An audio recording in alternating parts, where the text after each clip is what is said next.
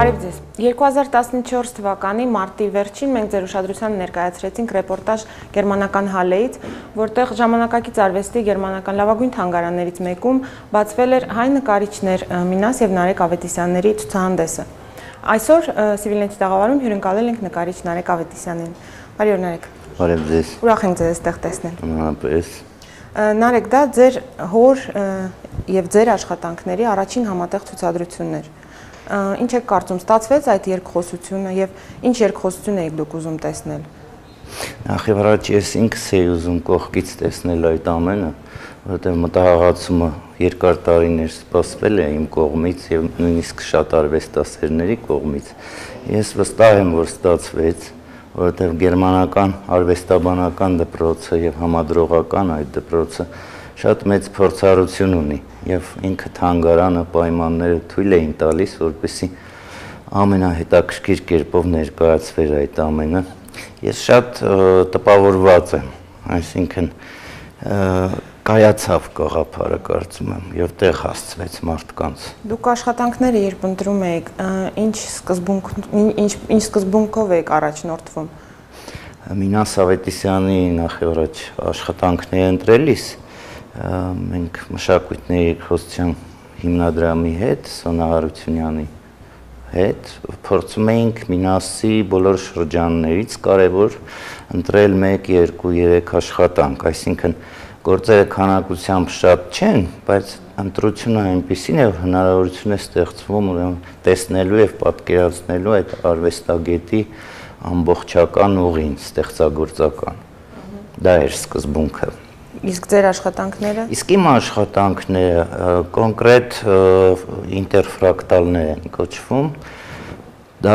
այն տեսակն է, որը ես փորձում եմ կայացնել, այսինքն ֆրակտալ համակարգչային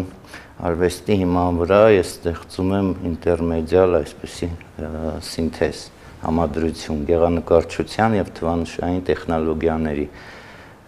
Կուզենայի երկու խոսքով կապել, ինչպես էր դա հայրիկի հետ դիտվում, որովհետև այդ ռետրոսպեկտիվան, եթե այդպես ասենք, Մինասի աշխատանքների ցույց է տալիս, որ կյանքի վերջում նա սկսեց հետաքրքրվել վերացական արվեստով։ Ինչպես գիտենք, վերացական արվեստը կամ արվեստագետները ձգտում են գտնել մի ստեղծագործական կոնցեպցիա, որը նմանվում է բանաձևի իր հստակությամբ, ձևի եւ բովանդակության ներդաշնակությամբ։ Եվ ուրեմն այդ բանաձևի գաղափարը ինտերֆրակտալ արվեստում շատ հստակ է։ Այսինքն ստացվեց, դիտողը տեսնում է մեծ ուղի, մեծ արվեստագետի Մինաս Ավետիսյանի ուղին, պատմամշակութային այդ դարաշրջանում, խորհրդային միության եւ նոր ժամանակաշրջանում ինչպես կարող է դա գնահատվել եւ գտնել իր նոր բանաձևը, գեղագիտությունը եւ ուրեմն կոնցեպցիան։ Դա ինչ որ առումով նայվում էր որպես շարունակություն եւ ոնց որ ասած որտեղից որտեղ կարող է գալ եւ այստեղից էլ երևում է նոր շարունակություն։ Մենք գիտենք, որ բացումը շատ լավ էր անցել եւ ընթացքում էլ տեսանք, որ հետաքրքրություն կա, ինչպես անցավ փակումը ցուցահանդեսի, ինչ տպավորություններ ունեք։ Փակումը նույնպես շատ լավ անցավ, որովհետեւ փաստորեն նոր մարդիկ էին եկել, մի քիչ Հայաստանի նման չի այն առումով, որ նույն մարդիկ են գալիս միշտ։ Գերմանիայում ես հասկացա, որ ամեն առիթի դեպքում նորանոր մարդիկ են ընդգրկվում եւ դա իրենց ցանկությունն է եւ հարցեր էին տալիս գեղանկարչության մասին հայկական համաշխարհային կոնտեքստում իրենց տեսակետներն էին հայտնում, համեմատականներ էին բերում։ Դա շատ մեզ համար, հայկական մշակույթի համար գնահատելի փաստ է, որ մեզ այսօր կարողանում են համեմատել, ինչ որ վերլուծական բան են անում։ Եվ դա չեն ընկալում պարզապես որպես գեղագիտություն, այլ գեղագիտություն, որը ունի նաև իր մեջ մշակութային քաղաքականություն, ինչպես աշխարհում ինտեգրացված ձևով ներկայանալ, չկորցնելով ինքնությունը։ Սա շատ կարևոր փաստ է, որ լինել արդիական, բայց ունենալ արմատներ, ոչ այսպես ազգագրական նեղ առումով, այլ խորքային իմաստով։ Այդ ցուցահանդեսը կազմակերպվել էր մի շարք միջոցառումների համատեքստում։ Ուրիշ միջոցառումներ կային կապված ձեր հետ կամ չկապված։ Շատ կարևոր էր մեր ճանաչված կինոռեժիսոր Էդգար Բաղդասարյանի ներկայացրած ֆիլմը, որը Սոնա Հարությունյանը ներկայացնում էր մշակույթների երկխոսության միջոցով Արարատից Սիոն ֆիլմը, որը շատ լավ ընդունվեց, երկու անգամ ցուցադրվել է, մարդկանց թեման էր շատ հետաքրքրում, հարցեր էին ուղղում իրեն, ինչպես Թուրքիայում կարողացաք այսպիսի բարդ նկարահանումներ կատարել եւ նոր տպավորություններ եւ գաղափարներ կարողացան քաղել այդ ֆիլմից, տպավորված էին անշուշտ շատ եւ իմ կարծիքն է սա, որ ցուցահանդես անելիս շատ կարևոր է համալրել այն այսպիսի ուրեմն մշակութային շերտերով, ինչպիսին է կինոն, ենթադրենք թատրոնը կամ մեկ այլ ոլորտ, որովհետև մենք հնարավորություն ենք ունենում մեր մշակույթը ավելի ամբողջացնել եւ ներկայացնել եվրոպական, ասենք, դիտորդներին։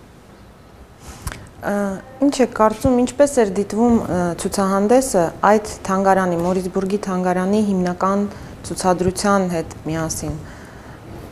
Ինչպիսի կոնտեքստ կար ձեր ցուցադրության։ Կարևոր հարց է եւ այս մասին այնտեղ էլ ենք խոսել, Երևանում էլ եմ ես փորձում մեկնաբանել իմ տեսակետը։ Բանն այն է, որ գերմանական էքսպրեսիոնիզմը, որը ցուցադրվում է Մորիցբուրգ թանգարանում, եզակի երևույթ է աշխարհում, այսինքն կա նյույորքյան դպրոց, ամերիկյան հանրահայտ վերացական արվեստի այս դպրոցը, կա ֆրանսիական ֆովիզմ եւ տասնյակ այսպիսի օրինակներ կբերենք։ Դա շատ կայացած պատմություն ունեցող բան է, հա, էքսպրեսիոնիզմը։ Հիմա ներկայացնելով առաջին հերթին Հայրիկին, Մինաս Ավետիսյանին, մենք ցույց տվեցինք, որ 60-ական թվականներին ազգային ինքնության այդ շերտերի վրա հիմնվելով Մինասը եւ իր համախոհները կարողացան ֆովիզմի եւ էքսպրեսիոնիզմի փորձը օգտագործելով ստեղծել նորագույն հայկական նկարչությունը։ Ոնց որ եւ իրենք գերմանացիք են վերցրել ամերիկացիները, դա միջազգային փորձառություն է։ Եվ հաստատվեց այն կարծիքը, գոնե մասնագետների շրջանակներում, որ գոյություն ունի հայկական նկարչություն, որտեղ խորհրդային միությունում կար այսպիսի արտահայտություն արմյանская живопись, եւ հիմա իրենք հասկանում են, որ դա բոլորովին այլ բան էր, դա սոցռեալիզմի հետ կապ չուներ եւ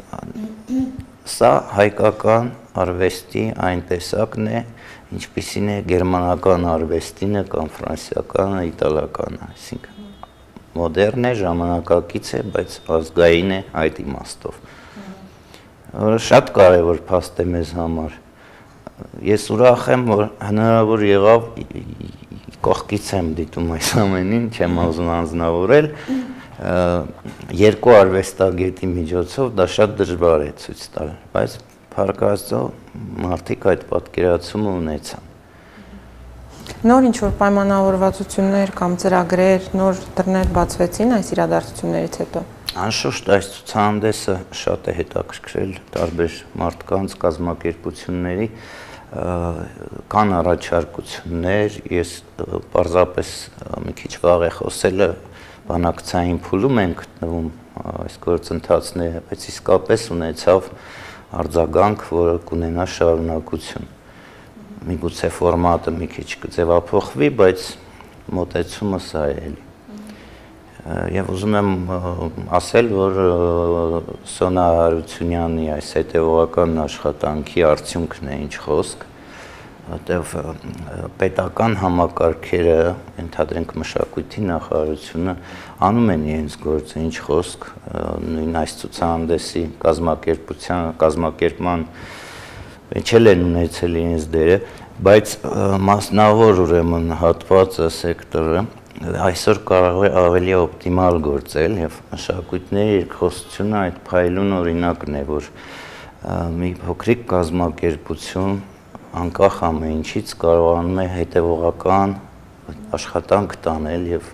հանրահռչակել հայկական ժամանակակից արվեստի աշխարհում։ Սա լավ մոդել է, օրինակ է։ Շատ շնորհակալ եմ Նարեկ այս զրույցի համար, եւս մեկ անգամ շնորհավորում եմ շատ հաջող ու հետաքրքիր ցուցահանդեսի կապակցությամբ։ Հաջողություն ձեզ։ Շնորհակալություն։ Մենք զրուցում ենք նկարիչ Նարեկ Ավետիսյանի հետ։ Օրերս Գերմանիայում Հալե քաղաքում փակվեց մոտ 2.5 ամիս տևած Նարեկ Ավետիսյանի եւ Մինաս Ավետիսյանի աշխատանքների համատեղ ցուցահանդեսը։ Շնորհակալություն, որ հետևում եք Civilnet-ին, ստեսություն։